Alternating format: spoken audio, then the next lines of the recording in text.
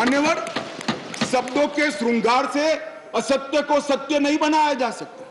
लंबे चौड़े ऑक्सफोर्ड की डिक्शनरी के सुंदर सुंदर अंग्रेजी शब्दों से बोलने से असत्य सत्य नहीं हो जाता है। मान्यवर, मैं सबको बताना चाहता हूं कि कोई भी इसका विरोध करे अगर सत्य है कि 91 से लेकर 2015 तक यही व्यवस्था चलती थी, इसमें हमने कोई फर्क नहीं किया है।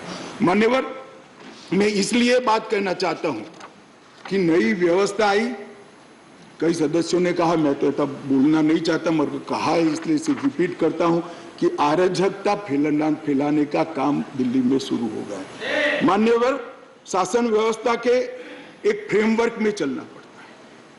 अगर मैं मंत्री हूं तो मेरे मंत्री के नाते अधिकार है तो दायित्व भी है। मैं किसी और के अधिकार का हनन नहीं कर सकता।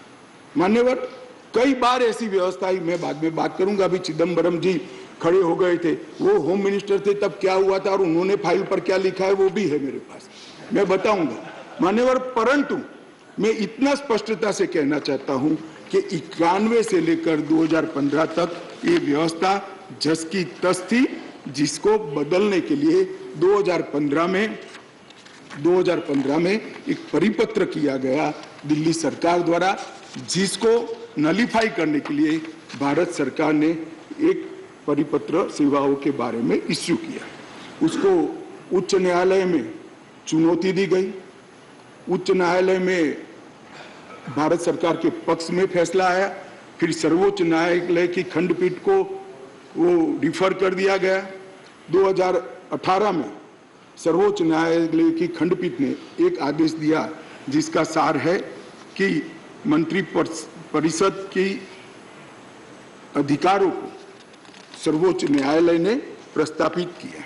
मान्यवर, फिर वो डिवीजन बेंच के अंदर 2 जज की बेंच के अंदर गया, वहां सहमति नहीं बनी और फिर से खंडपीठ को रिफर कर दिया गया और 11 मई को सर्वोच्च न्यायालय की खंडपीठ ने सेवाओं के मामले में अपना निर्णय दिया। ये जो निर्णय है मान्यवर, इसमें सर्वोच्च न्यायालय ने ये विषय तय किया है, भारतीय संघ को केवल 3 विषयों पर, पॉलिसी और पुलिस, पब्लिक ऑर्डर और लैंड, ये 3 विषय पर ही कार्यकारी अधिकार प्राप्त है। सेवाओं का अधिकार दिल्ली सरकार के पास रहता है। परंतु उसी जजमेंट में ये कहा गया, हालांकि 239A को कोट कर कि संसद को दिल्ली राजधानी क्षेत्र के सभी विषयों पर और किसी भी क्षेत्र पर कानून बनाने का अधिकार है। मान्यवर, अब जो लॉयर होते हैं वो बातों को बहुत खूबसूरत तरीके से रखने में माहिर होते हैं। एक ही अधिवक्ता एक बार एक धारा को डिफेंड करता है तो वही अधिवक्ता दूसरी बार वही धारा का विरोध करता है। मगर हमको तो ऐसी महारत हासिल नहीं, हम तो सार्वजनिक जीवन के छोटे कार्यकर्ता है, तो जो सच होते हैं वो बोलते हैं। मैंने अभिषेक मनु सिंघवी जी को ध्यान से सुना। मान्यवर, उन्होंने कहा, उन्होंने क्या करा उनको पूरा मालूम है, मैं मानता हूं मालूम होगा, बड़े विद्वान वकील है।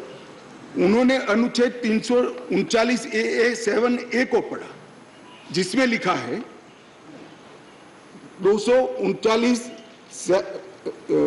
7A के तहत संसद को केंद्र सरकार के प्रावधानों को इफेक्ट देने या सप्लीमेंट करने के लिए कानून बनाने का पूरा अधिकार है। उन्होंने पढ़ा, मगर इसके ऊपर 3B में नहीं गए। मैं अब पढ़ता हूं 3B क्या है। पहले मैं 239A में दिल्ली के विषय में विशेष प्रावधान किए गए हैं। इसके तहत दिल्ली विधानसभा सहित संघ शासित प्रदेश है, विधानसभा सहित संघ शासित प्रदेश।